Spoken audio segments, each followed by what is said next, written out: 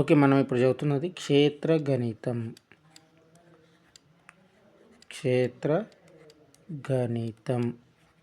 దీన్నే మనం ఇంగ్లీష్లో ఏమంటాం అంటే మెన్సురేషన్స్ అని చెప్పి అంటాం. మెన్సురేషన్స్ అని చెప్పి అంటాం.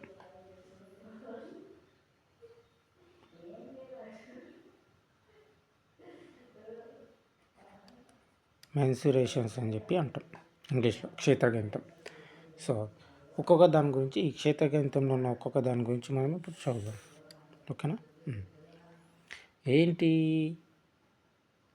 ఒక త్రిభుజం అనేది ఉంటే, ఇట్లా ఒక త్రిభుజం ఉంది అనుకుందాం. ఇట్లా ఒక త్రిభుజం అనేది ఉంది. ఈ త్రిభుజానికి ఒక భూమి ఉంటుంది.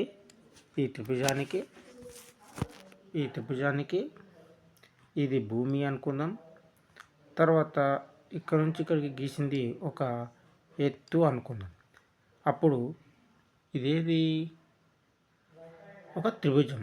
ఈ త్రిభుజానికి ఇదేమో ఉన్నతి, ఇదేమో భూమి అనుకుంటే అప్పుడు ఈ త్రిభుజం యొక్క వైశాల్యంని ఎట్లా అనుకోవచ్చు? త్రిభుజ వైశాల్యం A=12 భూమి ఇంటూ ఎత్తు అనే ఈ సూత్రాన్ని ఉపయోగించి ఈ త్రిభుజం యొక్క వైశాల్యాన్ని మనం కనుక్కుంటాం. ఇక్కడ B అనేది భూమి, H అనేది ఎత్తు. ఓకేనా? సో ఈ త్రిభుజం విషయానికి వస్తే ఇక్కడ నుంచి ఇక్కడికి ఉన్నది భూమి, ఇక్కడ నుంచి ఇక్కడికి ఉన్నది ఎత్తు. ఓకేనా? సో ఇది త్రిభుజ వైశాల్యం కనుక్కోవడానికి సూత్రం. త్రిభుజ వైశాల్యం A=12 భూమి ఇంటూ ఎత్తు. అయితే రెండు వేరు త్రిభుజాలు ఇచ్చినప్పుడు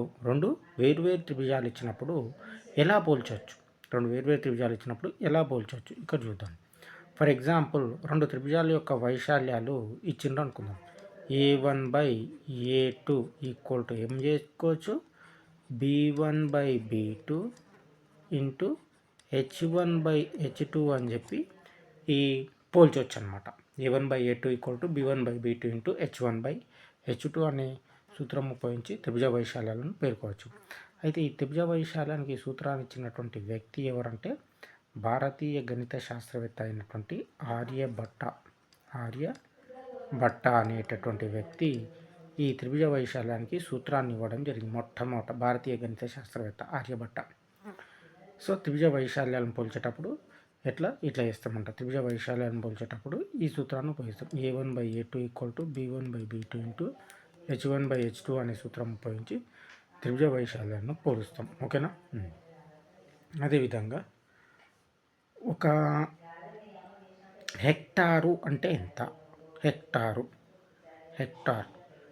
1 హెక్టార్ 1 హెక్టార్ 1 హెక్టార్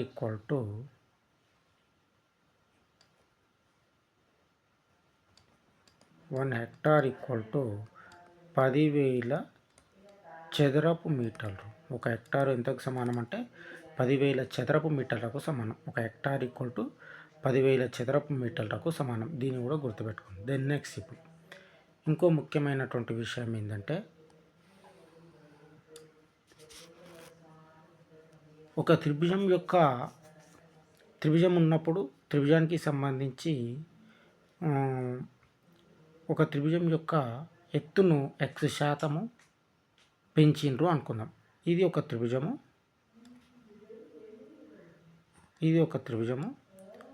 ఈ త్రిభుజం యొక్క ఎత్తు ఉంది. ఎత్తు అని అనుకోండి, భూమి అని అనుకోండి, ఏదన్నా అనుకోండి. ఓకేనా?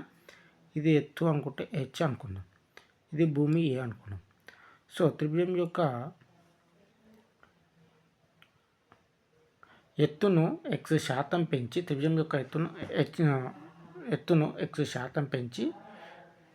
త్రిభుజం యొక్క వైశాల్యానికి సూత్రం ఇప్పుడు మనకు తెలుసు కదా, A=12 base into H. So ఈ Hను X% పెంచిండ్రు. ఈ త్రిభుజం యొక్క ఉన్నతినే మనం ఎత్తు అంటాం. సో ఇక్కడ ఈ ఎత్తును ఏం చేసిండ్రు? X% పెంచిండ్రు. అయితే వైశాల్యం మారకుండా ఉండాలి. ఎందుకోసం? ఈ హెచ్చు పెంచినప్పుడు ఆటోమేటిక్ ఈ వైశాల్యం అనేది ఏమవుతుంది? మారుతుంది. సో వైశాల్యం మారకుండా ఉండాలి అంటే బీని ఏం చేయాలా? తగ్గించాలి. అంటే బీని ఎంత శాతం తగ్గించాలి? ఈ హెచ్ను పెంచినప్పుడు బి ఎంత శాతం తగ్గించాలి? సో హెచ్ను ఎంత శాతం పెంచిండ్రు? ఎక్స్ శాతం పెంచిండ్రు. హెచ్ను ఎక్స్ శాతం హెచ్ను పెంచినప్పుడు బీని ఎంత శాతం తగ్గించాలి అంటున్నాడు. బీని తగ్గించాలి అంటే ఒక ఫ్రాక్షన్ ఉంది అనుకోండి, ఆ ఫ్రాక్షన్లో బీని తగ్గించాలి అంటే ఆ ఫ్రాక్షన్లో బేస్ అనేది పెరిగితేనే కదా ఆ విలువ తగ్గేది. సో బే సో హారంలో డినామినేటర్ అనేది ఏం చేయాలి? తగ్గాలి. బి తగ్గాలి అంటే డినామినేటర్ అనేది పెరగాల. సో ఎంత శాతం పెంచిండు హెచ్ను? ఎక్స్ శాతం పెంచిండు. సో బి ఎంత శాతం తగ్గాలి అంటే ఇది హెచ్ను ఎక్స్ శాతం పెంచిండు. ఇప్పుడు బీని ఏం చేయాలి? తగ్గించాలి. ఎంత శాతం తగ్గించాలి అంటే ఎక్స్ బై ఈ బి వాల్యూ ఏం చేయాలి? తగ్గాలంటే ఆరం విలువ ఏం చేయాలి? పెరగాలి. 100 ప్లస్ ఎక్స్ ఇంటూ 100%. ఇంత పర్సెంట్ ఏం చేయాలి? బి పెరగాలి. ఓకేనా? సో బి ఎక్స్ శాతం పెరిగింది అంటే బి ఎంత శాతం తగ్గాల? ఇంత శాతం తగ్గాలి. ఇంత శాతం తగ్గితేనే అప్పుడు వైశాల్యం అనేది స్థిరంగా ఉంటుంది. ఈ బి వాల్యూ తగ్గాలి అంటే ఇక్కడ ఉండేటటువంటి ఈ డినామినేటర్ ఏదైతే ఉందో ఈ డినామినేటర్ విలువ ఏం చేయాలి?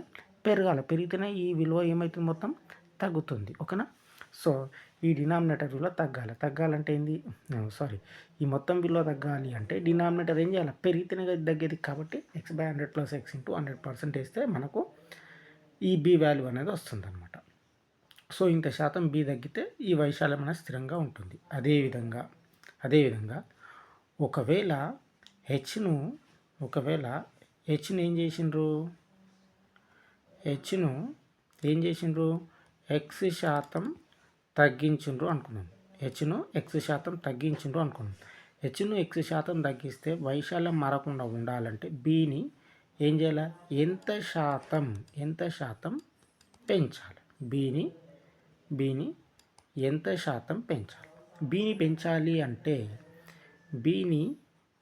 పెంచాలి అంటే హెచ్ని ఎంత శాతం పెంచిండ్రు? ఎక్స్ శాతం పెంచిండ్రు. సో ఎక్స్ బై బీని హెచ్ని ఎంత శాతం తగ్గించరు? ఎక్స్ శాతం తగ్గించరు. అంటే బీని ఏం చేయాలి? పెంచాలి. బి పెరగాలి అంటే ఇక్కడ ఉన్న డినామినేటర్ అనేది ఏం చేయాలి? తగ్గాలి. అంటే 100 మైనస్ ఎక్స్ ఇంటూ 100%.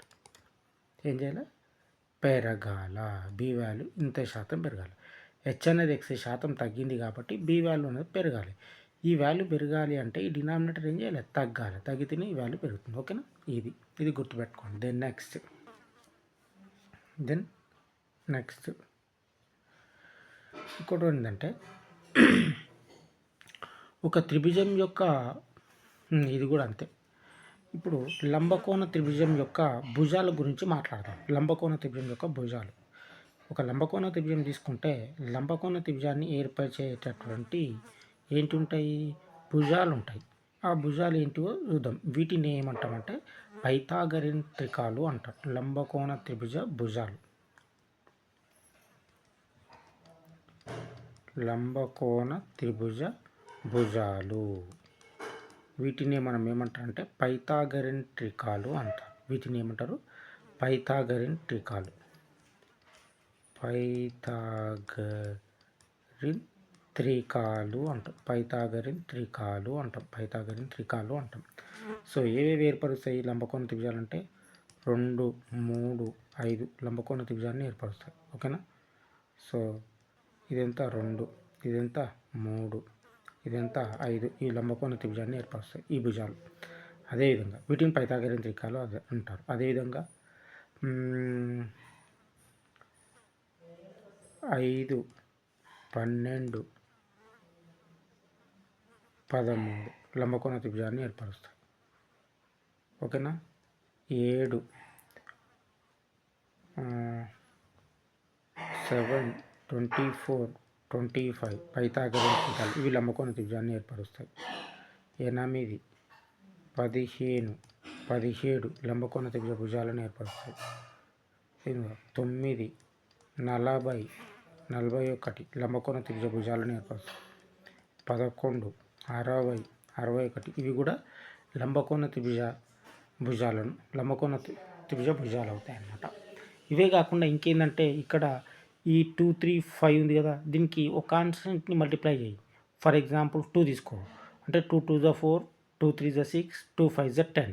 అంటే 2 2 ఎంత 4, 2 3 ఎంత 6, 4 6, 2 5 10, అంటే 4 6 10 కూడా లంబకోణ త్రిభుజాలను ఏర్పరుస్తాయి. ఇవేమో బేసిక్ అనమాట. వీటి మల్టిప్లికేషన్ వచ్చేసి కూడా లంబకోణ త్రిభుజాలను ఏర్పరుస్తాయి. సో వీటిని మాత్రం పైథాగరన్ త్రికాలు అంటాం. వీటిని మాత్రం పైథాగరన్ త్రికాలు అని చెప్పి అంటాం. ఓకేనా, ఇది గుర్తుపెట్టుకోవాలి. దెన్ నెక్స్ట్, ఒక లంబకోణ సమద్విబాహు త్రిభుజం తీసుకుంటే దాని కర్ణం ఏమవుతుంది, అదేవిధంగా దాని వైశాల్యం ఏమవుతుంది అనేది కావాలి ఇప్పుడు. ఓకేనా, దాని కర్ణం ఏమవుతుంది, అదేవిధంగా దాని వైశాల్యం ఏమవుతుంది అనేది కావాలి. ఒక లంబకోణ త్రిభుజం తీసుకుందాం, లంబకోణ సమద్విబాహు త్రిభుజం తీసుకుందాం. ఓకేనా, లంబకోణ సమద్విబాహు త్రిభుజం. ఓకేనా, సమద్విబాహు త్రిభుజం తీసుకుంటున్నా. ఒక లంబకోణ సమద్విబాహు త్రిభుజం తీసుకుంటున్నా. ఈ లంబకోణ సమద్విబాహు త్రిభుజం యొక్క లంబకోణ సమద్విబాహు త్రిభుజం ఇక్కడ తీసుకుంటున్నా. ఇది లంబకోణ సమద్విబాహు త్రిభుజం. ఓకేనా, సమద్విబాహు త్రిభుజం అంటే ఏంది, ఇది రెండు ఎలా ఉంటాయి, సమాన భుజాలు ఉంటాయి, సమద్విబాహు త్రిభుజం. సో ఈ లంబకోణ సమద్విబాహు త్రిభుజం లోపల ఈ భుజం ఏ అయిందంటే ఈ భుజం కూడా ఏమవుతుంది, ఏ అవుతుంది. అప్పుడు ఈ కర్ణం ఏమవుతుంది, ఇది గుర్తుపెట్టుకోండి. కర్ణం అనేది √2a అవుతుంది అనమాట. అంటే లంబకోణ సమద్విబాహు త్రిభుజం లోపల భుజం ఏ అయితే అంటే ఈ భుజం కూడా ఆటోమేటిక్ ఏ అవుతుంది. కర్ణం ఏమవుతుంది అప్పుడు √2a అవుతుంది. కర్ణం √2a అవుతుంది. సో లంబకోణ త్రిభుజంలో కర్ణం √2a అవుతుంది. అదేవిధంగా లంబకోణ త్రిభుజం యొక్క వైశాల్యం ఏమవుతుంది, వైశాల్యం a కర్ణము స్క్వేర్ బై 4కు సమానం అవుతుంది. లంబకోణ సమద్విబాహు త్రిభుజం లోపల భుజం ఏ అయితే కర్ణము √2a అవుతుంది. వైశాల్యము కర్ణము స్క్వేర్ బై 4 అవుతుంది. కర్ణం అంటే ఎంత, √2a. సో కర్ణం ప్లేస్లో √2a whole square by 4g. ఇది లంబకోణ త్రిభుజ వైశాల్యం. అంతేకాకుండా ఇట్లా మామూలుగా ఇట్లా ఏంది, ఈ త్రిభుజ వైశాల్యం ½ ఇంటూ బేస్ ఇంటూ హైట్, అంటే ½ ఇంటూ a స్క్వేర్ వస్తుంది. ఇట్లా అయినా కూడా అంతే అనమాట. ఓకేనా, ఇది లంబకోణ త్రిభుజానికి సంబంధించింది. తర్వాత ఇంకోటి సమద్విబాహు త్రిభుజం లోపల ఒక సమద్విబాహు త్రిభుజం అనేది ఇస్తే ఇదేమో లంబకోణ సమద్విబాహు త్రిభుజం. ఇప్పుడు ఓన్లీ సమద్విబాహు త్రిభుజం తీసుకుంటాం. ఓన్లీ సమద్విబాహు త్రిభుజం తీసుకుంటాం.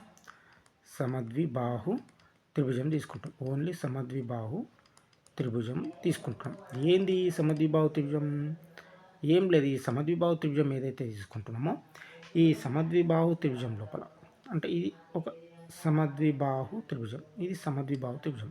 ఓకేనా, అంటే ఈ రెండు భుజాలు సమానంగా ఉన్నాయి.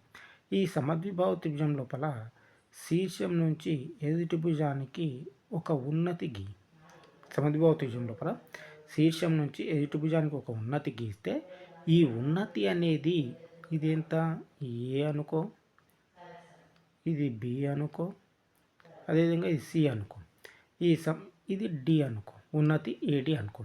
అయితే ఇది ఎప్పుడైతే ఏబిసి సమద్విబాహు త్రిభుజం అవుతుందో అప్పుడు ఈ ఏడి ఉన్నతి అనేది మధ్యగత రేఖ అవుతుంది. దేంట్లో, సమద్విబాహు త్రిభుజం లోపల. సమబాహు త్రిభుజం లోపల అన్నీ సమానమే, ఉన్నతి, మధ్యగత రేఖ, కోణ సమద్వికరణ రేఖ 3 సమానమే. కానీ సమబాహు త్రిభుజంలోనే కాకుండా సమద్విబాహు త్రిభుజంలో కూడా ఈ ఉన్నతి అనేది మధ్యగత రేఖ రెండు ఏకీభవిస్తాయి. ఉన్నతి ఈక్వల్ టు మధ్యగత రేఖ. ఉన్నతి అంటే ఏంది, లంబరేఖ, మధ్యగత రేఖ రెండు ఏకీభవిస్తాయి. దేంట్ లోపల,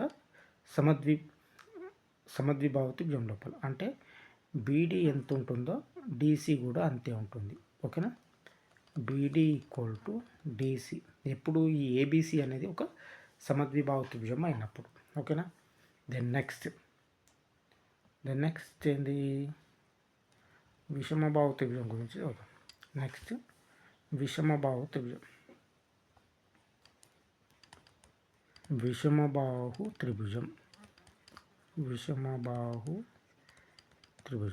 ఇప్పుడు చదువుతున్నది విషమబాహు త్రిభుజం. ఏంటి విషమబాహు త్రిభుజం? విషమబాహు త్రిభుజం అంటే ఇక్కడ ఈ భుజాలన్నీ వేరువేరుగా ఉంటాయి. ఏ రెండు భుజాల పొడవులు కూడా సమానంగా ఉండవు విషమబాహు త్రిభుజం లోపల. ఇది ఏ అనుకో, ఇది బి అనుకో, ఇది సి అనుకో. ఈ విషమభావ త్రిభుజం ఏకు ఆపోజిట్గా ఉన్నది స్మాల్ ఏ, బికు ఆపోజిట్ ఉన్నది స్మాల్ బి, సికు ఆపోజిట్ ఉన్నది స్మాల్ సి అనుకో భుజాల పొడవులు. అప్పుడు ఈ విషమభావ త్రిభుజానికి వైశాల్యాన్ని ఎట్లా కనుక్కుంటాం? విషమభావ త్రిభుజం యొక్క వైశాల్యం A equal to under root of S into S minus A into S minus B into S minus C అనే సూత్రాన్ని ఉపయోగించి విషమభావ త్రిభుజ వైశాల్యాన్ని కనుక్కుంటాం. ఓకేనా? సో ఈ సూత్రాన్ని ఇచ్చినటువంటి వ్యక్తి ఎవరంటే గ్రీకు గణిత శాస్త్రవేత్త అయినటువంటి హిరోన్ అనేటటువంటి వ్యక్తి ఈ విషమభావ త్రిభుజానికి వైశాల్యాన్ని కనుక్కున్నాడు. హిరోన్ ఇంతకుముందు త్రిభుజ వైశాల్యానికి సూత్రాన్ని ఇచ్చింది హాఫ్ ఇంటూ బేస్ ఇంటూ 8 ఇచ్చింది భారతీయ గణిత శాస్త్రవేత్త ఆర్యభట. బట్ దీన్ని ఇచ్చినటువంటి వ్యక్తి హిరోన్. దీన్ని ఇచ్చినటువంటి వ్యక్తి ఎవరు? హిరోన్. సో ఈ విషమభావ త్రిభుజ వైశాల్యాన్ని కనుక్కోవడానికి సూత్రం under root of S into S minus A into S minus B into S minus C. మరి ఇక్కడ ఎస్ అంటే ఏంది? ఎస్ అంటే A plus B plus C by 2కు సమానం. ఎస్ అనేది A plus B plus C by 2కు S అనేది సమానం అవుతుంది. ఇది విషమభావ త్రిభుజానికి సంబంధించినటువంటిది.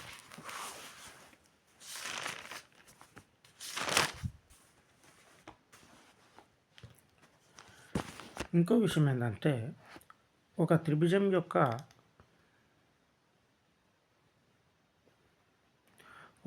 ఇచ్చింటారు. ఏంది? ఒక త్రిభుజం ఇచ్చింటారు. ఇక్కడ ఒక త్రిభుజం యొక్క భుజాల నిష్పత్తులు రెసిప్రోకల్గా ఉన్నప్పుడు, అంటే భిన్నాల రూపంలో ఉన్నప్పుడు, భుజాల నిష్పత్తులు రెసిప్రోకల్గా ఉన్నప్పుడు ఏం చేయాలి? సో ఒక త్రిభుజం యొక్క భుజాల నిష్పత్తులు ఎట్లున్నాయంటే 1/3 1/4 1/5 నిష్పత్తిలో ఉన్నాయి. ఒక త్రిభుజం యొక్క భుజాల నిష్పత్తులు 1/3 1/4 1/5. అదేవిధంగా ఆ త్రిభుజం యొక్క చుట్టుకొలత ఇచ్చిండ్రు ఎంత? 94 సెంటీమీటర్లు. ఆ త్రిభుజం యొక్క చుట్టుకొలత ఎంత ఇచ్చిండ్రు? 94 సెంటీమీటర్లు ఇచ్చిండ్రు. అయినా ఈ త్రిభుజం యొక్క 94 ఇదంత 94 సెంటీమీటర్. అయినా ఈ త్రిభుజం యొక్క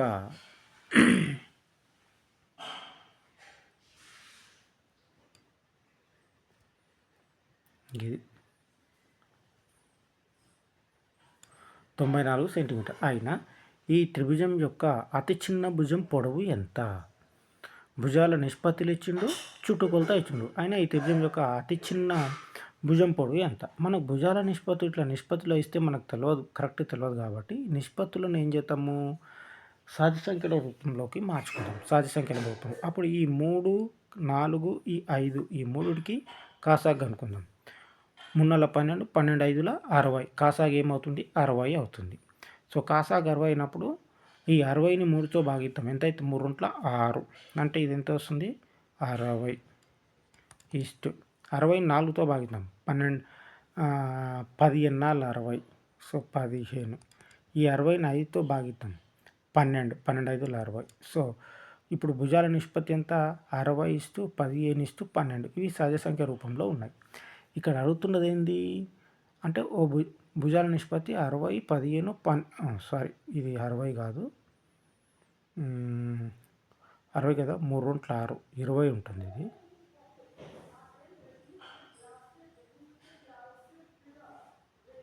ఇది ఎంత? 20 అనమాట. 60 కాదు, ఇది 20.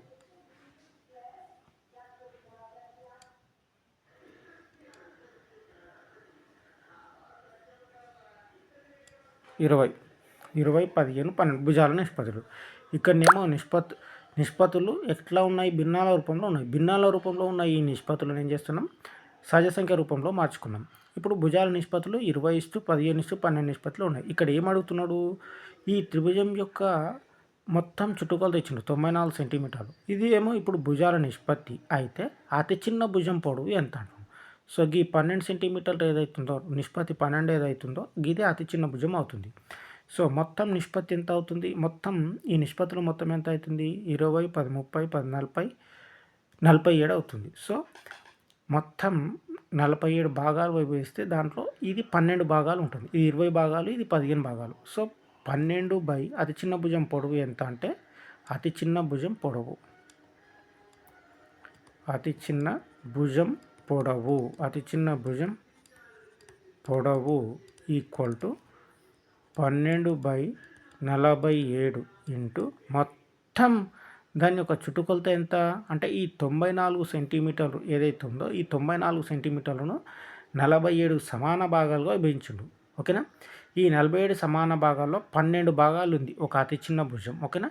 సో దాని పొడవు ఎంత అంటే 12/47 ఇంటూ 94 వేయాలి. సో 47 రొంట్ల 94, 12 రొంట్ల ఎంత 24 సెంటీమీటర్లు అవుతుంది. ఇది అతి చిన్న భుజం పొడవు 24 సెంటీమీటర్లు అవుతుంది. ఇక్కడ ముఖ్యంగా గుర్తుపెట్టుకోవాల్సింది ఏంటంటే ఈ 1/3:1/4:1/5 అనేది ఏదైతే భుజాల నిష్పత్తి ఇచ్చిండ్రో దీన్ని రెసిప్రోకల్గా ఉన్నది. ఈ రెసిప్రోకల్గా ఉన్న దాన్ని ఏం చేయాలా ఈ న్యాచురల్ నెంబర్ రూపంలోకి మార్చుకున్నాం. దీనికోసం ఈ 3, 4, 5కి ఎల్సిఎం తీసుకొని ఈ ఎల్సిఎంని 3, 4, 5తో భాగిస్తాము. ఎల్సిఎం 60 వస్తుంది కాబట్టి 60ని 3తో భాగించు 20 వస్తుంది, 60ని 4తో భాగించు 15 వస్తుంది, 60ని 5తో భాగించు 12 వస్తుంది. ఓకే.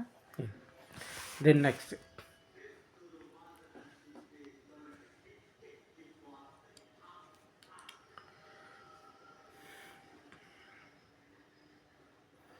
నెక్స్ట్ ఏంటంటే త్రిభుజం ఏబిసి భుజాల మధ్య బిందువులు డిఈఎఫ్ అయితే ఇక్కడ ఏంది ఒక త్రిభుజం ఇచ్చిండు.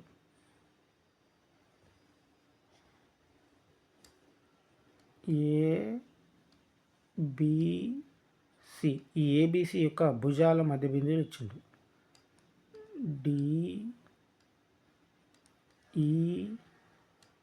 డిఈఎఫ్ భుజాల మధ్య బిందువులు డిఎఫ్ అయితే ఈ ఏబిసి అనే త్రిభుజం యొక్క భుజాల మధ్య బిందువు బీసీ యొక్క భుజం మధ్య బిందువు డి, ఏసీ యొక్క భుజం మధ్య బిందువు ఈ, ఏబి యొక్క మధ్య బిందువు ఎఫ్.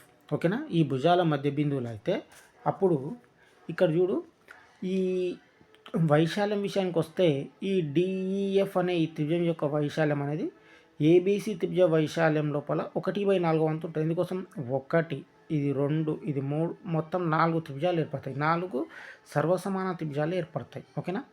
కాబట్టి దీని వైశాల్యం ఎంత అంటే మొత్తం డిఈఎఫ్ వైశాల్యం ఎంత అంటే త్రిభుజం ఏబిసి వైశాల్యంలో 1/4 వంతు ఉంటుంది. ఓకేనా. త్రిభుజం డిఈఎఫ్ వైశాల్యం ఈక్వల్ టు 1/4 ఆఫ్ త్రిభుజం ఏబిసి వైశాల్యం అవుతుంది. సో డిఈఎఫ్ వైశాల్యము త్రిభుజం ఏబిసిలో 1/4 వంతు అవుతుంది. కానీ చుట్టుకొలత విషయానికి వస్తే త్రిభుజం డిఈఎఫ్ యొక్క చుట్టుకొలత విషయానికి వస్తే ఈ చుట్టుకొలత అనేటటువంటిది ఎంతకు సమానం అవుతుందంటే 1/2 ఆఫ్ త్రిభుజం ఏబిసి అంటే ఏబిసి యొక్క చుట్టుకొలతలో 1/2 వంతుకు సమానం అవుతుంది. 1/2 వంతుకు సమానం అవుతుంది. ఇది గుర్తుపెట్టుకోవాలి. ఓకేనా. దెన్ నెక్స్ట్ ఇంకో విషయం, ఇక్కడ ఇంకో పాయింట్ ఏంటంటే ఇక్కడ ఒక త్రిభుజం తీసుకుంటున్నా, ఏది లంబకోణ త్రిభుజం తీసుకుంటున్నా. ఈ లంబకోణ త్రిభుజం లోపల ఈ కోణం 30 డిగ్రీలు, ఈ కోణం 60 డిగ్రీలు. ఇదేమో ఆటోమేటిక్గా లంబకోణ త్రిభుజం కాబట్టి 90 ఉంటుంది. ఈ 30 డిగ్రీలకు ఎదురుగా ఉన్న భుజం ఏ అనుకుంటే అప్పుడు ఈ భుజం ఏమవుతుంది 60 డిగ్రీల కోణానికి ఎదురుగా ఉన్న భుజం ఏమవుతుంది, ఇది ఎంత అవుతుందంటే ఈ ఏకు √3 రెట్లు అవుతుంది. ఎందుకోసం కోణం పెరిగితే దానికి ఆపోజిట్గా ఉన్న భుజం కూడా పెరుగుతుంది. కోణం 30 ఉంది, ఇక్కడ 60 ఉంది. సో 60 డిగ్రీలకు ఎదురుగా ఉన్న కోణం ఏమవుతుంది 3 రెట్లు ఉంటుంది, √3 రెట్లు ఉంటుంది. సో ఏ √3 అవుతుంది. ఓకేనా. సో ఇది ఏ √3 అవుతుంది. ఒకవేళ ఈ భుజం ఇచ్చి ఈ 60 డిగ్రీలకు ఎదురుగా ఉన్న భుజం ఇచ్చి ఈ 30 డిగ్రీలకు ఎదురుగా ఉన్న భుజం అడిగిన అనుకో, దీంట్లో 1/1/√3 రెట్లు ఉంటుంది, దీనికి 1/√3 రెట్లు ఉంటుంది. ఫర్ ఎగ్జాంపుల్ ఇక్కడనే చూడండి,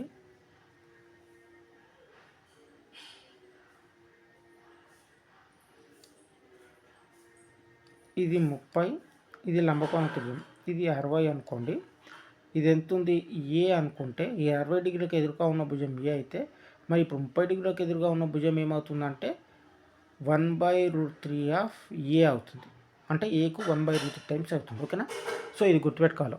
ఇది లంబకోణ త్రిభుజం అయ్యి 30 డిగ్రీలకు ఎదురుగా ఉన్న భుజం ఏ అయితే అప్పుడు 60 డిగ్రీలకు ఎదురుగా ఉన్న భుజం ఏమవుతుంది దీనికి √3 రెట్లు అవుతుంది. ఓకేనా. సో 30 డిగ్రీల ఒకవేళ 60 డిగ్రీలకు ఎదురుగా ఉన్న భుజం ఏ అయితే మరి 30 డిగ్రీలకు ఎదురుగా ఉన్న భుజం ఏమవుతుంది 1/√3 ఎట్లా అవుతుంది అంటే 1/√3 ఆఫ్ ఏ అవుతుంది. ఈ రెండిట్లో కూడా మరి కర్ణం ఏమవుతుంది అంటే కర్ణం దీనికి 2 రెట్లు అవుతుంది. ఈ భుజానికి 2 రెట్లు అవుతుంది. అంటే ఇక్కడ కర్ణం ఇది 2a అవుతుంది. ఓకేనా, ఇక్కడ కూడా కర్ణం ఏమవుతుంది 2a అవుతుంది. ఓకేనా. సో అంటే ఇక్కడ ఈ రెండిట్లో కూడా కోణాల నిష్పత్తి ఎంత ఉంది 1:2:3 ఉంది. 1:2:3 ఉంది. కోణాల నిష్పత్తి 1:2:3 ఉంటే అప్పుడు భుజాల నిష్పత్తి ఎంత ఉంటుందంటే 1:√3:2 1:√3:2 నిష్పత్తిలో ఉంటాయి భుజాలు. ఓకేనా, ఈ విషయం కూడా గుర్తుపెట్టుకోవాలి. లంబకోణ త్రిభుజం అది కూడా ఎస్పెషల్లీ విషమబాహు త్రిభుజం అయి ఉండాలి. ఓకేనా. సో కోణాల నిష్పత్తి భుజాల నిష్పత్తి ఎట్లా ఉంటుంది అనేది. ఇక ఒకవేళ సమబాహు త్రిభుజం తీసుకుంటే ఇది ఒక సమబాహు త్రిభుజం అనుకుంటే ఇది ఒక సమబాహు త్రిభుజం అనుకుంటే సమబాహు త్రిభుజం లోపల కోణాల నిష్పత్తి ఎలా ఉంటుంది భుజాల నిష్పత్తి ఎలా ఉంటుంది చూద్దాం. ఇది ఒక సమబాహు త్రిభుజం అనుకుంటే ఈ సమబాహు త్రిభుజం లోపల కోణాల నిష్పత్తి మరియు భుజాల నిష్పత్తి. సమబాహు త్రిభుజం అంటే 3 భుజాలు సమానం, తర్వాత ప్రతి కోణం కూడా 60 డిగ్రీలు ఉంటుంది. అంటే ప్రతి కోణం 60 డిగ్రీలు అంటే కోణాలు సమానంగా ఉంటాయి, భుజాలు సమానం ఉంటాయి. దీంట్లో సమబాహు త్రిభుజం లోపల కోణాలు 60 భుజాలు సమానం ఉంటాయి. ఏ అనుకున్నాం. ఓకేనా. సో కోణాల నిష్పత్తి ఎలా ఉంటుంది సమబాహు త్రిభుజం లోపల కోణాల నిష్పత్తి 1:1:1గా ఉంటుంది. కోణాల నిష్పత్తి 60 అంటే 1/1/1. మరి భుజాల నిష్పత్తి ఎలా ఉంటుంది 1:1:1గా ఉంటుంది సమబాహు త్రిభుజం లోపల. ఓకేనా. అదేవిధంగా లంబకోణ సమద్విబాహు త్రిభుజం లోపల ఎలా ఉంటుంది లంబకోణ సమద్విబాహు త్రిభుజం లోపల ఎలా ఉంటుంది సమద్విబాహు త్రిభుజం లంబకోణ సమద్విబాహు త్రిభుజంలో ఎలా ఉంటుంది లంబకోణం సమద్విబాహు త్రిభుజం. ఓకేనా, అంటే ఈ భుజం ఎంత ఉంటుందో ఈ భుజం అదే ఉంటుంది ఈ సమద్విబాహు త్రిభుజం లోపల.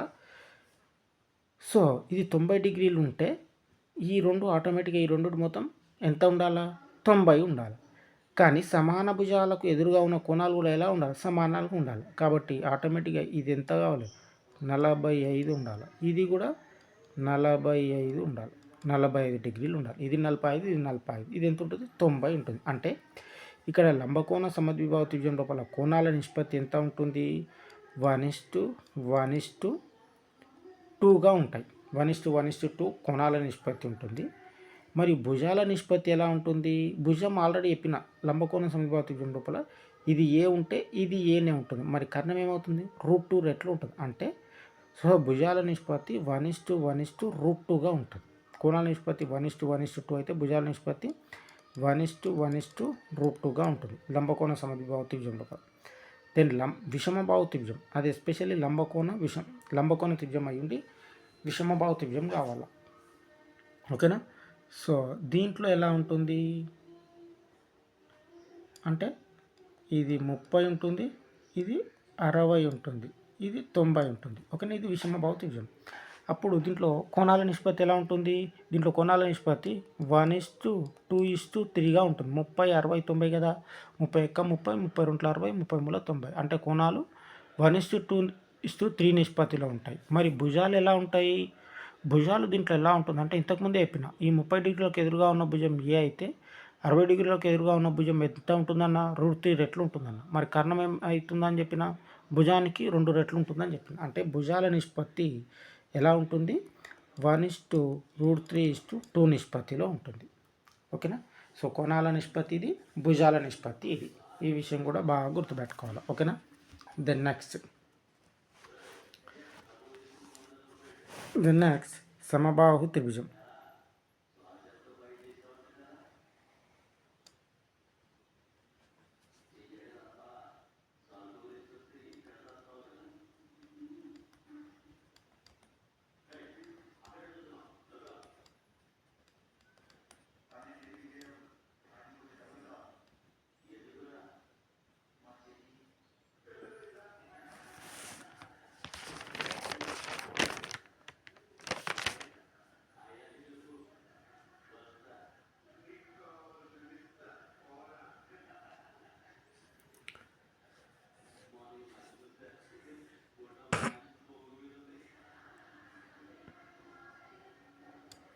ఈ సమబాహు త్రిభుజం, ఈ శీర్షం ఏ, ఇది బి, ఇది సి, ఇది ఒక సమబాహు త్రిభుజం.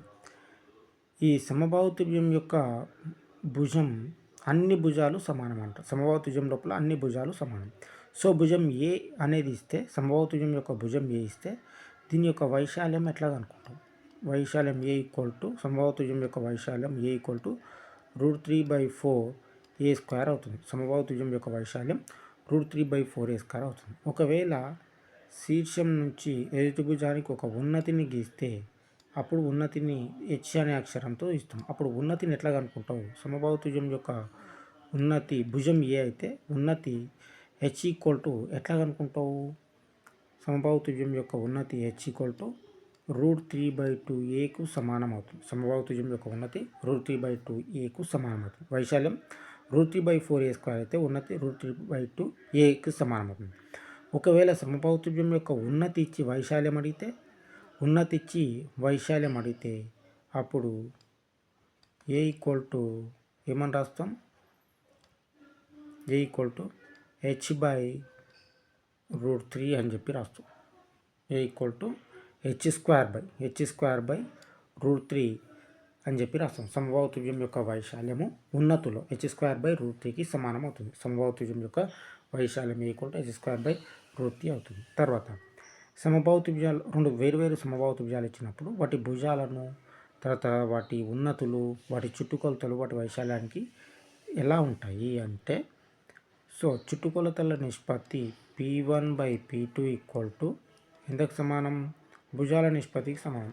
A1/A2కు సమానం. అదే ఉన్నతుల నిష్పత్తికి సమానం. H1/H2కు సమానం అవుతుంది. సో చుట్టుకొలతల నిష్పత్తి ఈక్వల్ టు భుజాల నిష్పత్తి ఈక్వల్ టు ఉన్నతుల నిష్పత్తికి సమానం అవుతుంది. అదేవిధంగా వైశాల్యాల నిష్పత్తి విషయానికి వస్తే, ఆ రెండు సమబాహు త్రిభుజాల యొక్క వైశాల్యాల నిష్పత్తి వీటి వర్గాల నిష్పత్తికి సమానం అవుతుంది. అది భుజం తీసుకుంటే భుజాల వర్గాల నిష్పత్తికి సమానం అవుతుంది. ఒకవేళ ఉన్నతులు తీసుకుంటే ఉన్నతుల వర్గాల నిష్పత్తికి సమానం అవుతుంది. ఒకవేళ చుట్టుకొలతలు తీసుకుంటే చుట్టుకొలతల వర్గాల నిష్పత్తికి సమానం అవుతుంది. ఇది వైశాల్యం అనేది. ఈ విషయం కూడా గుర్తుపెట్టుకోవాలి. ఓకేనా? ఇది దెన్ నెక్స్ట్ ఇంకోటి ఏంటంటే, ఇంకో ఇన్ఫర్మేషన్ ఏంటంటే, ఒక త్రిభుజం ఇచ్చిండు. ఏంది? ఒక త్రిభుజం ఇచ్చిండు, ఒక సమబాహు త్రిభుజం ఇచ్చిండు. ఆ త్రిభుజం అది కంపల్సరీ త్రిభుజం ఏం కావాలా? సమబాహు త్రిభుజం కావాలి. ఈ సమబాహు త్రిభుజం లోపల ఒక బిందువు నుండి ఎదుటి భుజాలకు ఉన్నతులు గీసిండు. ఇది H1, ఇది H2, ఇది H3. ఒక బిందువు నుంచి భుజాలకు ఉన్నతులను గీసిండ్రు. H1, H2. ఉన్నతి అంటే లంబాలు. అయితే ఈ త్రిభుజం యొక్క ఉన్నతికి ఏమవుతుంది? ఉన్నతి అంటే ఫర్ ఎగ్జాంపుల్ ఇక్కడ నుంచి ఇక్కడికన్నా కావచ్చు, లేదా ఇక్కడ నుంచి ఇక్కడికన్నా కావచ్చు, లేదా ఇక్కడ నుంచి ఇక్కడికన్నా కావచ్చు ఉన్నతి. సో ఇక్కడ నుంచి తీసుకుందాం ఉన్నతి. సో ఏడి అనుకుందాం. ఏడి అనేది ఏమవుతుంది? ఉన్నతి అవుతుంది. సో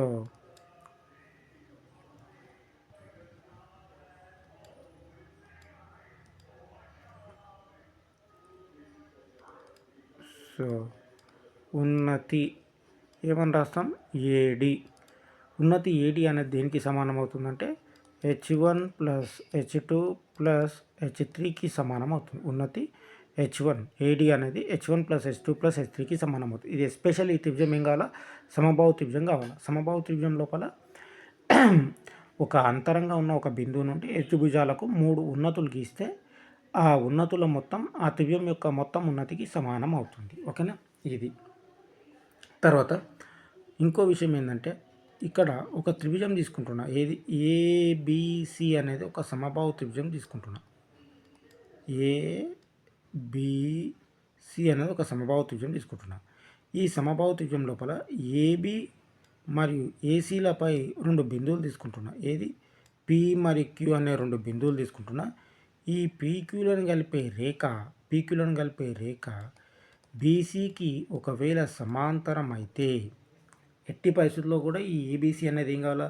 సమబాహు త్రిభుజం అయ్యి ఏబిఏసీలపై 2 బిందువులు పీక్యూలను తీసుకొని ఈ పీక్యూలను కలిపే రేఖాఖండం అనేది ఒకవేళ బీసీకి సమాంతరం అయితే అప్పుడు ఈ త్రిభుజం ఏపీకి కూడా ఏమవుతుంది? సమబాహు త్రిభుజమే అవుతుంది. త్రిభుజం ఏపీకి కూడా ఏమవుతుంది? సమబాహు త్రిభుజమే అవుతుంది. సమబాహు త్రిభుజం. త్రిభుజం ఏబీకి కూడా సమబాహు త్రిభుజమే అవుతుంది. అంటే ఫస్ట్ ఆఫ్ ఆల్ ఈ ఏబీసీ అనేది సమబాహు త్రిభుజం కావాలి. సమబాహు త్రిభుజం అయితే అప్పుడు ఈ చిన్న త్రిభుజం ఏపీకి కూడా సమబాహు త్రిభుజమే అవుతుంది. ఓకేనా. దెన్ నెక్స్ట్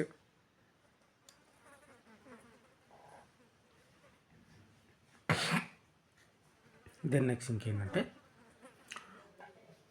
ఒక సమబాహు త్రిభుజం యొక్క ప్రతి భుజాన్ని ఇంతకుముందు చదివినాం. ప్రతి భుజాన్ని 10% పెంచితే దాని వైశాల్యంలో పెరుగుదల శాతం ఎంత? ఒక సమబాహు త్రిభుజం యొక్క ప్రతి భుజాన్ని, ఇది ఒక సమబాహు త్రిభుజం, ఈ సమబాహు త్రిభుజం యొక్క ప్రతి భుజాన్ని ఏం చేసిండ్రు? 10% పెంచిండ్రు. ప్రతి భుజాన్ని ఏం చేసిండ్రు? 10% పెంచిండ్రు. పెంచితే అప్పుడు పెంచినట్లయితే అప్పుడు వైశాల్యంలో పెరుగుదల శాతం ఎంత? వైశాల్యంలో పెరుగుదల శాతం ఎంత? సో వైశాల్యం అంటే ఏంది? ఏ స్క్వేర్. వైశాల్యం అంటే ఏ స్క్వేర్. అంటే ఏలో ఏ స్క్వేర్ అంటే ఏంది? ఏ ఇంటూ ఏ. ఏ స్క్వేర్ అంటే ఏంది? ఏ ఇంటూ ఏ. సో ఏలో పెరుగుదల ఎంత? 10% పెరిగింది అంటే విలువ ఏమవుతుంది? 110 అవుతుంది. శాతాన్ని తీసేయి బై 100. మళ్ళీ ఈ ఏలో పెరుగుదల ఎంత? 10 అంటే ఎంత పెరుగుతుంది? 110 పెరుగుతుంది. ఇనిషియల్గా 100 ఉంది అనుకుంటే. సో దాన్ని కూడా ఏం చేద్దాం? శాతం తీసేద్దాం 100. సో దీన్ని మొత్తం మళ్ళీ శాతంలోకి మార్చుకోవాలి అంటే ఇంటూ 100 అయ్యాలి. ఫస్ట్ ఏం చేస్తున్నా? ఏలో పెరుగుదల 10% అంటే ఏ ఫస్ట్ 100 ఉంది అనుకుంటే 10% పెరిగితే ఏమవుతుంది? 110 అవుతుంది. ఈ శాతాన్ని తీసేద్దాం అంటే బై 100 చేస్తాం. మళ్ళీ ఈ ఏలో పెరుగుదల శాతం ఇంకా ఏ ఉంది కదా, దీంట్లో పెరుగుదల శాతం ఎంత? 10%. అంటే ముందు 100 ఉందనుకుంటే 110 అవుతుంది. దీన్ని కూడా శాతంని తీసేద్దాం అంటే బై 100 చేస్తాం. ఇప్పుడు మళ్ళీ శాతం రాస్తాం అంటే ఇంటూ 100 చేస్తా. సో ఈ 100 క్యాన్సల్. ఇక్కడ 2 zeros 0 క్యాన్సల్. సో 11 121 శాతం అన్నమాట. అంటే వైశాల్యం ఎంత ఉంది? ఇప్పుడు కొత్త వైశాల్యం భుజాన్ని 10% పెంచితే ఏర్పడే కొత్త త్రిభుజం యొక్క వైశాల్యం ఎంత ఉంటుంది? 121% ఉంటుంది. ఇది ఎంత శాతం పెరిగిందంటే ముందు 100% ఉంది వైశాల్యం అంటే ఇప్పుడు ఎంత ఉంది? 21% పెరుగుతుంది. అంటే భుజంలో పెరుగుదల 10% అయితే వైశాల్యంలో పెరుగుదల 21% ఉంటుంది. అంటే భుజం పెరిగిన దానికన్నా వైశాల్యంలో పెరుగుదల శాతం ఎక్కువ. నాట్ ఓన్లీ పెరుగుదల శాతం, ఒకవేళ భుజం ఎంతైతే తగ్గుతుందో దానికన్నా ఎక్కువ తగ్గుతుంది వైశాల్యం అనేది. ఓకేనా. భుజంతో పోలిస్తే వైశాల్యంలో పెరుగుదల కానీ తగ్గుదల కానీ ఎక్కువగా ఉంటుంది. ఓకేనా. ఇది దెన్ నెక్స్ట్ ఇంకో విషయం, ఒక సమబాహు త్రిభుజం యొక్క చుట్టుకొలత ఇంతకుముందే చెప్పిన. సమబాహు త్రిభుజం లోపల సమబాహు త్రిభుజం కానీ ఏది కానీ త్రిభుజానికి సంబంధించి భుజాలు, తర్వాత ఉన్నతులు, తర్వాత చుట్టుకొలత, ఈ 3 కూడా అనులోమానుపాత సంబంధాన్ని కలిగి ఉంటాయి. ఓకేనా. అదే వైశాల్యం విషయానికి వస్తే స్క్వేర్ రూపంలో ఉంటాయి. ఓకేనా. ఇక్కడ ఇంకోటి ఏమడిండు? ఒక సమబాహు త్రిభుజం యొక్క చుట్టుకొలత 15% తగ్గింది. ఇంకోటి ఒక సమబాహు త్రిభుజం యొక్క చుట్టుకొలత అంటే ఏంది? పి ఎంత శాతం తగ్గింది? పి 15% తగ్గింది. పి 15% తగ్గింది. తగ్గితే దాని వైశాల్యంలో తగ్గుదల శాతం ఎంత? అయినా దాని వైశాల్యంలో తగ్గుదల శాతం ఎంత అంటుడు. వైశాల్యంలో తగ్గుదల శాతం ఎంత అంటుడు. చుట్టుకొలత తగ్గితే వైశాల్యం తగ్గుతుంది కదా. చుట్టుకొలత ఏంది? 15% తగ్గించదు. సో వైశాల్యం ఎంత తగ్గుతుంది అంటుంది. ఓకేనా. సో ఈ చుట్టుకొలత అనేది దేనికి అనులోమానుపాతం ఉంటుంది? భుజానికి అనులోమానుపాతంలో ఉంటుంది. కాబట్టి ఇండైరెక్ట్గా భుజంలో తగ్గుదల 15% అయింది. అప్పుడు వైశాల్యంలో తగ్గుదల శాతం ఎంత అన్నట్టు. ఓకేనా. సో ఇక్కడ చూడు, వైశాల్యం అనేది ఎంతకు సమానం? ఏ స్క్వేర్. అంటే ఏ స్క్వేర్ని ఏమని రాసుకోవచ్చు? ఏ ఇంటూ ఏ. ఓకేనా. ఇంతకుముందు ఏంది? ఏ పెరిగితే ఏ స్క్వేర్ ఏమవుతుంది? ఇప్పుడు ఏ స్క్వేర్. ఓకేనా. ఇప్పుడు కూడా అదే. సో ఇక్కడ భుజం ఎంత శాతం తగ్గింది? 15% తగ్గింది. అంటే ఎంత ఉంటుంది? 85 ఉంటుంది. శాతాన్ని తీసేయి అంటే 100తో భాగించాలి. ఈ భుజం కూడా ఎంతకు తగ్గింది? సేమ్ 85. 15% తగ్గిందంటే 85% అవుతుంది. శాతం తీసేయాలంటే 100. మళ్ళీ శాతం రావాలంటే ఇంటూ 100 వేయాలి. ఈ 100 క్యాన్సల్. ఓకేనా. 5 2 10, 5 20, 5 ఎక్కం 5, 5,000 35, 17. 5 4 20, 5 17 85, 17 17 289 బై 4, 4028 1 19, 19 అంటే 4 19, 4 4 8 19 కదా, 4 16 ఎంత అవుతుంది? 4 16.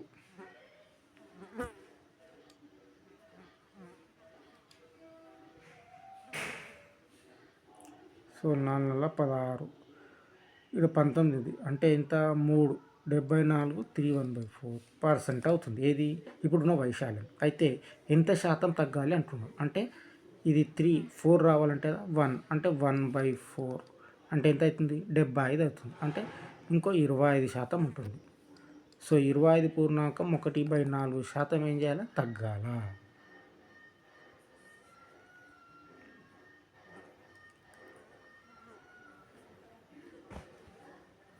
సారీ 289 కదా,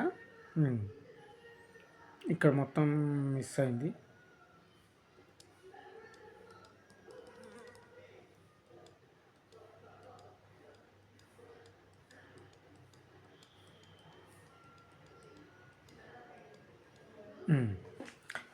రెండు వందల 89 కదా, 4028 4028 అంటే 28 పోయింది. ఇక్కడ 9 ఉంది అంటే 4 ఎంత?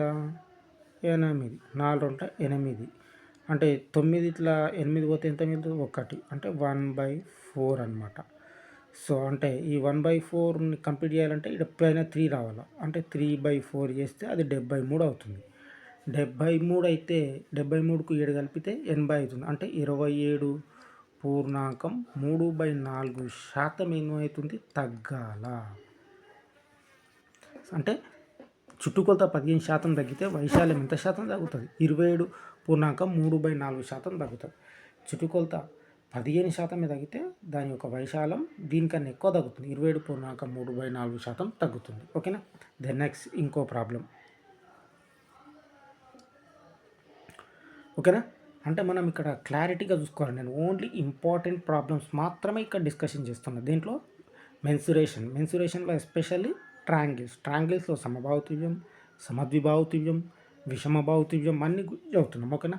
తర్వాత ఇంకోటి, ఒక సమబాహుత్రిభుజం యొక్క వైశాల్యంలో పెరుగుదల శాతం ఇంతకుముందు ఏ పెరిగితే ఏ స్క్వేర్ ఏమవుతుంది, ఏ తగ్గితే ఏ స్క్వేర్ ఏమవుతుంది. ఇప్పుడు ఏ స్క్వేర్ పెరిగితే ఏ ఏమవుతుంది, ఏ స్క్వేర్ తగ్గితే ఏ ఏమవుతుంది, ఇది చూద్దాం. ఒక సమబాహుత్రిభుజం యొక్క వైశాల్యంలో తగ్గుదల అంటే ఈ వైశాల్యంలో తగ్గుదల శాతం ఇచ్చిండు. ఎంత? 19% ఇచ్చిండు. వైశాల్యంలో తగ్గుదల 19% ఇచ్చిండు. అయినా భుజంలో తగ్గుదల శాతం ఎంత అంటుంది. అయినా భుజంలో తగ్గుదల శాతం అనేది ఎంత అంటుంది. ఓకేనా? ఇక్కడ వైశాల్యం అంటే ఏంది? ఏ స్క్వేర్ అనమాట. ఇది గుర్తుపెట్టుకోండి. వైశాల్యం అంటే ఏ స్క్వేర్. ఏ స్క్వేర్లో తగ్గుదల శాతం ఎంత? 19%. 19% అంటే ఫస్ట్ ఎంత ఉంది? ఏ స్క్వేర్లో తగ్గుదల శాతం ఫస్ట్ ఎంత ఉంది? 100 ఉంది. 100కి వెళ్ళి 19 పోతే ఎంత? 81 ఉంటుంది. 81 శాతం తీసేయాలంటే 100 వేయాలి. సో ఇది ఏ స్క్వేర్. మనకు కావాల్సింది ఏ కావాలి కాబట్టి దీన్ని ఏం చేద్దాం? స్క్వేర్ రూట్ చేయాలి. అంటే 9 9 81 9 వస్తుంది. 10 10 100 9/10 అవుతుంది. మళ్ళీ ఇది విలువ దీని శాతంలోకి మార్చాలంటే మళ్ళీ 100తో గుణించాలి. ఓకేనా? 0 0 గెట్ క్యాన్సల్. 9 10s 90 అంటే ఎంత శాతం అవుతుంది? 90% ఉంటుంది. అంటే వైశాల్యంలో తగ్గుదల 19% అంటే భుజం ఎంత ఉంటుంది? ఇప్పుడు 90% అంటే తగ్గుదల ఎంత? భుజంలో తగ్గుదల ముందు 100 ఉంది, ఇప్పుడు 90 అవుతుంది. అంటే ఎంత శాతం తగ్గింది? భుజంలో తగ్గుదల 10% తగ్గుదల ఉంటుంది. వైశాల్యంలో తగ్గుదల శాతం 18 అయితే భుజంలో తగ్గుదల శాతం 10%. ఇంకొకటి ఇప్పుడు తగ్గుదల చూద్దాం. ఇప్పుడు పెరుగుదల చూద్దాం. ఒక వైశాల్యంలో ఒక సంభావ్యత్రిభుజం యొక్క వైశాల్యంలో పెరుగుదల శాతం ఇచ్చిండు. ఎంత? 44% ఇచ్చిండు. ఒక సమబాహుత్రిభుజం యొక్క వైశాల్యంలో పెరుగుదల శాతం 44 ఇచ్చిండు. అయితే దాని భుజంలో పెరుగుదల శాతం ఎంత అంటారు. అయితే దాని భుజంలో పెరుగుదల శాతం ఎంత అంటుంది. ఒక సంభావ్య త్రిభుజం యొక్క వైశాల్యంలో పెరుగుదల శాతం 44 ఇచ్చింది. అయితే భుజంలో పెరుగుదల శాతం ఎంత? సో వైశాల్యంలో పెరుగుదల శాతం ఎంత ఉంటే భుజంలో పెరుగుదల శాతం అంటే వైశాల్యం అంటే ఏంటి? ఏ స్క్వేర్. సో ఏ స్క్వేర్లో పెరుగుదల 44 అంటే ఎంత? ఫస్ట్ 100 ఉంటే 44 పెరిగిందంటే 144. శాతం తీసేయాలంటే బై 100. మనకి ఏ కావాలి కాబట్టి ఏంది? మనకి ఏ కావాలి. సో దీన్ని స్క్వేర్ రూట్ చేస్తే ఏమొస్తుంది? మనకు ఏ వస్తుంది. సో 12 12 144, 10 10 100. సో 12/10 ఇది విలువ. దీన్ని మళ్ళీ శాతంలోకి మార్చుకోవాలంటే ఇంటూ 100 వేయాలి. 0 0 గెట్ క్యాన్సిల్. 12 10s 120. అంటే ఇది పర్సంటేజ్. అంటే ఇప్పుడు భుజం అనేది ఎంత పర్సెంటేజ్ ఉంటుంది? 120% ఉంటుంది. కానీ మనకు అడిగింది భుజంలో పెరుగుదల శాతం ఎంత అంటే 100 నుంచి 120 అయింది. అంటే ఎంత పెరిగింది?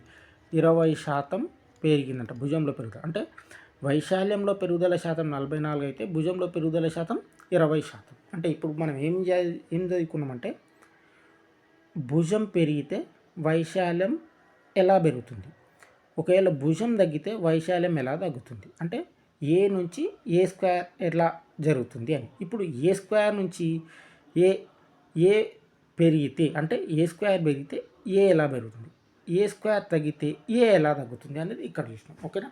దెన్ నెక్స్ట్ తర్వాత ఇక్కడ ఏంది?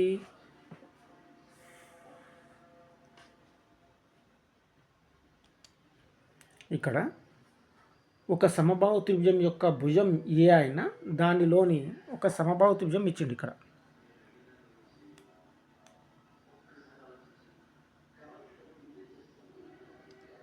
ఇది ఒక సమబాహు త్రిభుజం. ఇది ఒక సమబాహు త్రిభుజం అన్నమాట. ఏ బి సి ఇది ఒక సమబాహు త్రిభుజం. ఈ సమబాహు త్రిభుజం లోపల ఒక వృత్తాన్ని అంతర్లెక్కించండు. అనమాట. సమబాహు త్రిభుజం లోపల ఒక వృత్తాన్ని అంతర్లెక్కించండు. ఓకేనా. అంటే భుజాలకు దాక్కుంటూ పోతుంది అంతరంగా. ఇది వృత్త కేంద్రం. అయితే ఒక వృత్తాన్ని అంతర్లెక్కిస్తే ఈ వృత్త వ్యాసార్థం 6 అనుకోండి. సో మనకేం తెలుసు? అంతర్వృత్త వ్యాసార్థం ఎలా ఫైండ్ అవుట్ చేయొచ్చు? R=δ/s అనే సూత్రాన్ని ఉపయోగించి అంతర్వృత్త వ్యాసార్థం అనుకుంటాం. బట్ ఇక్కడ తీసుకున్న త్రిభుజం ఏంది? సమబాహు త్రిభుజం. సమబాహు త్రిభుజం యొక్క భుజం ఏ అనుకుందాం. అప్పుడు ఈ అంతర్వృత్త వ్యాసార్థాన్ని ఎట్లా కనుక్కుంటాం అంటే ఏ బై భుజం, సమబాహు త్రిభుజం యొక్క భుజం ఏ అయితే అంతర్వృత్త వ్యాసార్థం R=a/2√3కి సమానం అవుతుంది. R=a/2√3కి సమానం అవుతుంది. అదేవిధంగా ఈ అంతర్వృత్తం యొక్క వైశాల్యం ఎంతకు సమానం అవుతుందంటే A=π/12 అంతర్వృత్త వైశాల్యం. ఈ సమబాహు త్రిభుజంలో ఉన్నటువంటి అంతర్వృత్తంగా ఉంది కదా ఈ అంతర్వృత్తం యొక్క వైశాల్యం ఎంత అంటే π/12 a²కు సమానం అవుతుంది. π/12 a² సమానం అవుతుంది. అదేవిధంగా ఒకవేళ ఇది మనం తీసుకున్న అంతర్వృత్తం, ఈ అంతర్వృత్తం కాకుండా ఒకవేళ మనం పరివృత్తం తీసుకున్నట్లయితే ఇక్కడ ఒక పరివృత్తం తీసుకుందాం.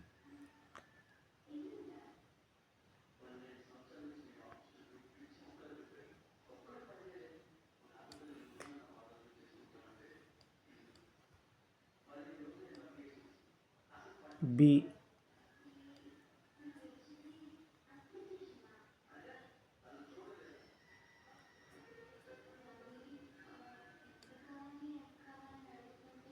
ఇది పరివృత్తం. సమబాహు త్రిభుజం చుట్టూ ఉన్న పరివృత్తం. అంటే పరివృత్తం అనేది శీర్షాల గుండా పోతుంది.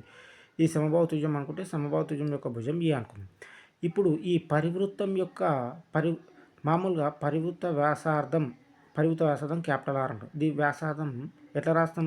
ABC/4 రాస్తాం. ఏబీసీలోనే భుజాల పొడవులు. కానీ ఇక్కడ తీసుకున్నది సమబాహు త్రిభుజం కాబట్టి అన్ని భుజాల పొడవులు సమానమే అవుతుంది. సో ఇక్కడ నుంచి ఈ పరివృత్త వ్యాసార్థం ఎలా రాస్తామంటే A/√3 అని చెప్పి రాస్తాం. సో పరివృత్తం A/√3 అవుతుంది. అంతర్వృత్తం A/2√3 అవుతుంది. అదేవిధంగా పరివృత్త వైశాల్యం ఈ వృత్త వైశాల్యం ఎంతకు సమానం అంటే π/3 a²కు సమానం అవుతుంది. π/3 a²కు సమానం అవుతుంది. ఇదేమో ఇదేమో π/12 a² సమానమైతే అంతర్వృత్తం యొక్క వైశాల్యం π/12 a² సమానమైతే పరివృత్తం యొక్క వైశాల్యం ఎంతకు సమానమవుతుంది? π/3 a² సమానం అవుతుంది. ఓకేనా? ఈ రెండు బాగా గుర్తుపెట్టుకోవాలి. తర్వాత ఇంకేందంటే ఈ సమబాహు త్రిభుజం లోపల ఈ అంతర్వృత్తం ఉంది కదా, ఈ అంతర్వృత్త వైశాల్యానికి ఈ సమబాహు త్రిభుజానికి మధ్యనున్న ఈ ప్రాంత వైశాల్యం, ఈ ఖాళీ ప్రదేశం ఈ ప్రాంత వైశాల్యం ఏమవుతుంది అంటున్నాడు. ఉన్న ప్రాంత వైశాల్యం సమబాహు త్రిభుజం లోపల అంతర్వృత్తం ఉంది. అంతర్వృత్తానికి ఈ త్రిభుజానికి మధ్య ఉన్న ఈ ఖాళీ ప్రాంత వైశాల్యముకి ఏమవుతుంది అంటే, ఈ ఖాళీ ప్రాంతం మామూలు ఎలా అనుకుంటాం? ఈ సమబాహు త్రిభుజం యొక్క వైశాల్యంలో నుంచి ఈ అంతర్వృత్త వైశాల్యం, సమబాహు త్రిభుజం యొక్క వైశాల్యం ఏమవుతుంది? √3/4 a² అవుతుంది. భుజం ఏ అయితే √3/4 a² ఇస్తాం. మైనస్ ఈ వృత్త వైశాల్యం ఏమవుతుంది? π/12 a² ఇస్తాం. అప్పుడు ఈ ఖాళీ ప్రదేశ వైశాల్యం వస్తుంది. సో డైరెక్ట్గా గుర్తుపెట్టుకోండి. ఈ ఖాళీ ప్రదేశ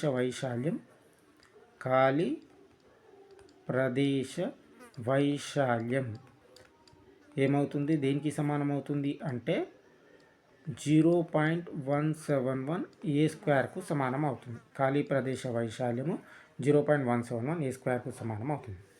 తర్వాత ఇంకో ఇంపార్టెంట్ విషయాలు గుర్తుపెట్టుకోండి. ఇక్కడ ఈ త్రిభుజాలకు సంబంధించి, ఈ పరివృత్తం అంతర్వృత్తానికి సంబంధించి పరివృత్త వ్యాసార్థానికి అదేవిధంగా